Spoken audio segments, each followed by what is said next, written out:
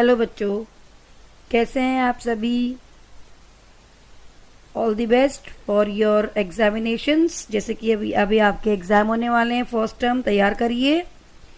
देखो बेटा, एक डाउट एक बच्चे ने हमसे पूछा है जो कि फर्स्ट टर्म के सिलेबस में से है, और वो है कि ग्लूकोज के दो एनोमेरिक फॉर्म्स होते हैं, और ग्लूकोज के दो एनोमेरिक जो फॉर्म्स हैं उनमें से कौन सी फॉर्म ज्यादा स्टेबल है और क्यों। इसके पीछे थोड़ी कहानी अलग है, कैसे समझेंगे। देखिए, हमको लगा कि ये आप सबके साथ शेयर करना चाहिए। It's a good question. तो आपको मालूम है कि ग्लूकोज के दो फॉर्म्स होते हैं, एनोमेरिक फॉर्म्स, एक अल्फा डी ग्लूकोज और एक बीटा डी ग्लूकोज। ठीक है, हम बात करते हैं अल्फा डी ग्लूकोज की। तो अगर हम अल्फा डी ग्लूकोज की बात करें तो क्या करेंगे, इसको ग्लूकोपाइरेनोज भी बोलते हैं, ग्लूकोपाइरेनोज। इस नाम से भी आए तो कुछ नहीं करना, ठीक है। वो स्ट्रक्चर साइक्लिक स्ट्रक्चर तो ज्यादा स्टेबल होती है ओपन से, क्योंकि उसकी एनर्जी कम होती है। तो अगर हम साइक्लिक की बात करें अल्फा डी ग्लूकोज की, तो क्या होगा, देखो बेटा,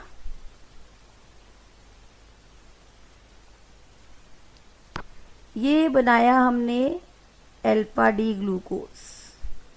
क्या होता है अल्फा डी ग्लूकोज में, जो हमारा H होता है, ये पहला कार्बन है, और इस पर फर्स्ट कार्बन पर इधर H लगा हुआ है, OH होता है हमारा नीचे की तरफ, और H लगा होता है हमारा इस तरीके से, OH होता है हमारा पीछे की तरफ, ये H लगा OH लगा होता है ऐसे, और नीचे की तरफ होता है हमारा H, और इस तरफ H होता है और इस तरफ OH होता है, और सिक्स्थ कार्बन हमारा कुछ इस तरीके से होता है, ऊपर की तरफ OH होता है और इधर H होता है। अब आप देख लीजिए कार्बन एटम्स कितने होंगे, carbon number 1, carbon number 2, carbon number 3, carbon number 4, carbon number 5 और कार्बन नंबर 6। तो ये कुछ ग्लूकोज का स्ट्रक्चर है, ठीक है। अब इस ग्लूकोज के स्ट्रक्चर में हमसे पूछा गया है कि अल्फा डी ग्लूकोज और बीटा डी ग्लूकोज में से जो दो एनोमर्स होते हैं उनमें से कौन ज्यादा स्टेबल है। देखो बेटा, 6 मेंबर्ड रिंग को अगर हम एक्सप्लेन करें तो हम कैसे एक्सप्लेन करेंगे।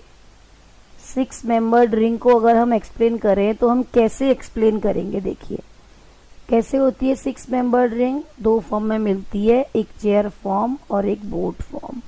और चेयर फॉर्म जो होती है वो ज्यादा स्टेबल होती है with the comparison of boat form.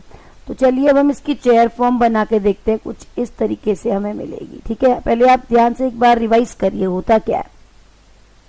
अगर हम ये बनाते हैं, ठीक, एक बात आप याद रखेंगे, नहीं आया तो रिवाइज करिए कि यहाँ पर दो पोजीशंस होती हैं। एक होती है एक्सियल पोजीशन, जो कि इस कॉर्नर के बिल्कुल एक्सियल को हम ऐसे शो करेंगे, बिल्कुल देखिए कैसे, ऐसे ऐसे होती है।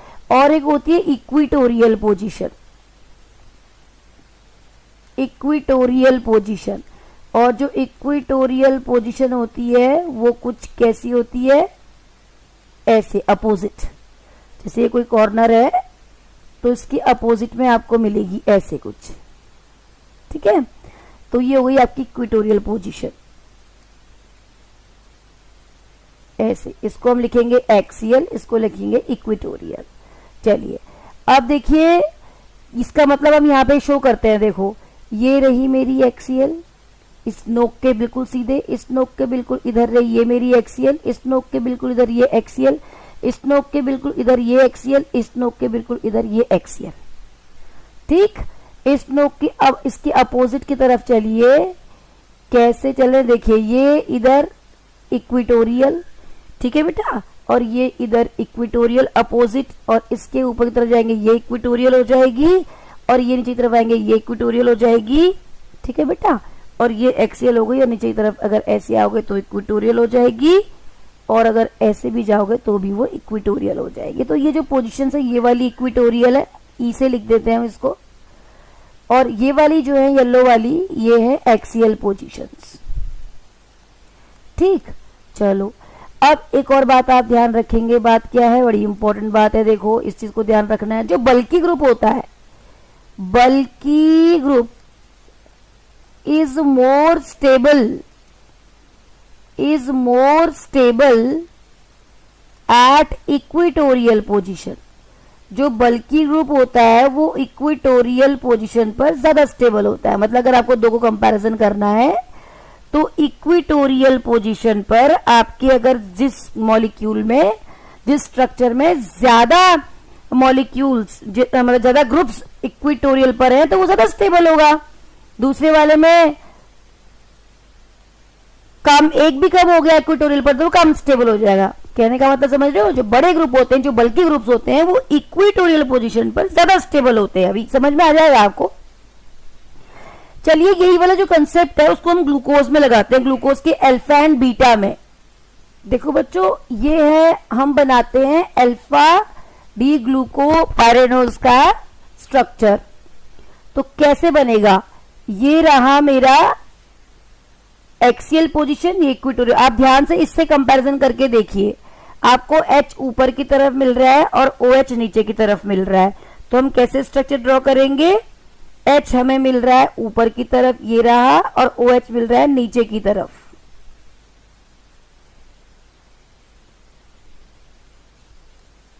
ठीक है बेटा, देखो ये वाला कार्बन पहला है और ये वाला कार्बन हमारा फर्स्ट है। तो हमने क्या किया, यहां पर मिला हमको OH, ये देखिए।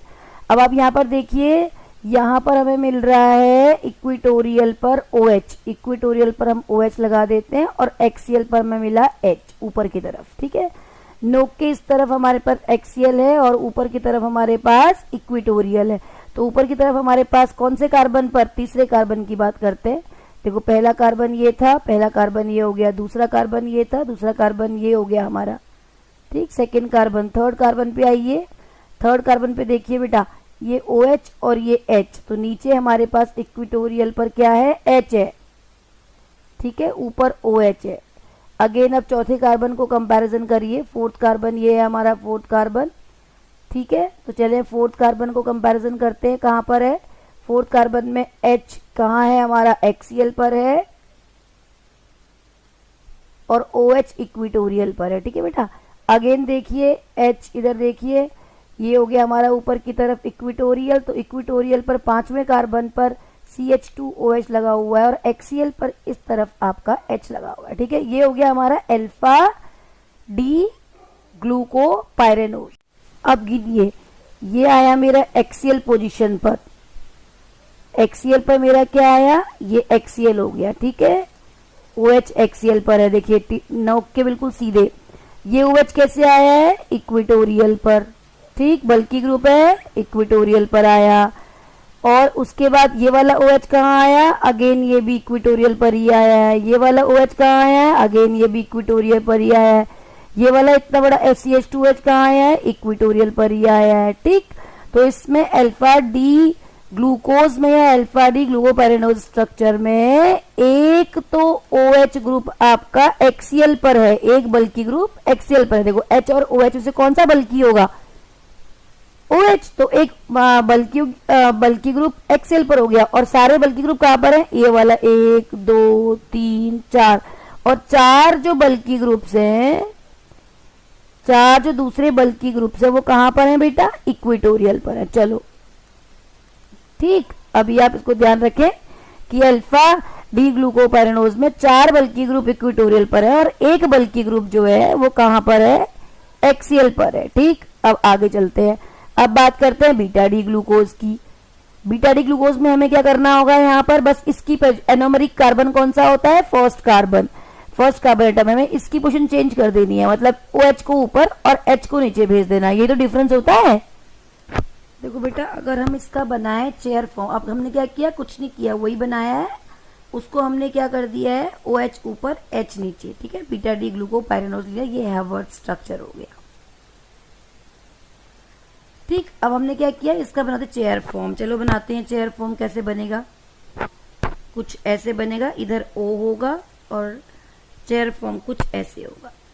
ठीक है, अभी हमने आपको बता दिया है इक्वेटोरियल पोजीशन कौन कौन सी होती है, ये नोक के इधर ये इक्विटोरियल हो गई, नहीं ये एक्सियल हो गई, नोक के बिल्कुल सीधे इधर एक्सियल हो जाएगी, नोक के इधर सीधे एक्सियल हो जाएगी, नोक के इधर एक्सियल, नोक के इधर एक्सियल, ठीक। इसके जस्ट अपोजिट इक्विटोरियल, ये हो गई मेरी इक्विटोरियल, ठीक है बेटा। ये नीचे की तरफ लाओ, ये हो गई मेरी इक्विटोरियल, ये ऊपर की तरफ ले जाइए, ये हो गई मेरी इक्विटोरियल, ये हो गई मेरी इक्विटोरियल, ये हो गई मेरी इक्विटोरियल। चलो अब लगाओ, क्या है यहाँ पर, पहला कार्बन। पहला कार्बन कौन सा है, ऑक्सीजन के जस्ट बगल वाला, this one is first carbon. अब आप चेक करें पहले कार्बन पर कितना लगा है, OH कहाँ पर है, इक्विटोरियल पर, H एक्सियल पर। दूसरे पर देखो OH इक्विटोरियल पर, यहाँ पर भी OH कहाँ है, इक्विटोरियल पर, यहाँ पर भी OH कहाँ है, इक्विटोरियल पर, यहाँ पर CH2OH कहाँ है, इक्विटोरियल पर। और H कहाँ मिलेंगे हमको, सारे एक्सियल पर मिलेंगे। तो इसका मतलब क्या हो गया, अल्फा डी ग्लूकोज में तो हमें क्या मिला था, एक मिला था हमें एक्सियल पर और सारे मिले थे इक्विटोरियल पर, लेकिन यहाँ पर क्या है, all are at equatorial position. देखो ये इक्विटोरियल पोजीशन है, ये इक्विटोरियल पोजीशन है, इसका बल्कि ग्रुप भी इक्विटोरियल पर है, ये भी इक्विटोरियल पर है, ये भी इक्विटोरियल पर है। तो इसका मतलब क्या, सारे 5 की 5 कार्बन एटम्स पर जो बल्कि ग्रुप है वो इक्विटोरियल पर है। तो इसका मतलब हो गया ऑल बल्कि groups, all bulky groups are at equatorial position, equatorial position. तो इसका मतलब क्या हो गया, कौन ज्यादा स्टेबल है, अल्फा डी ग्लूकोज या बीटा डी ग्लूकोज। तो हेंस क्या कंक्लूजन निकला, beta D glucopyranose is more stable as compare to beta alpha D glucose. तो this is the answer. So keep in mind, and it's very important for examination. It can be asked. If you have any other doubt, you can also post your doubt in YouTube, in comments. Video पसंद आए तो like करें, share करें, subscribe करें बच्चों, और comment करें। Thank you, thanks for watching.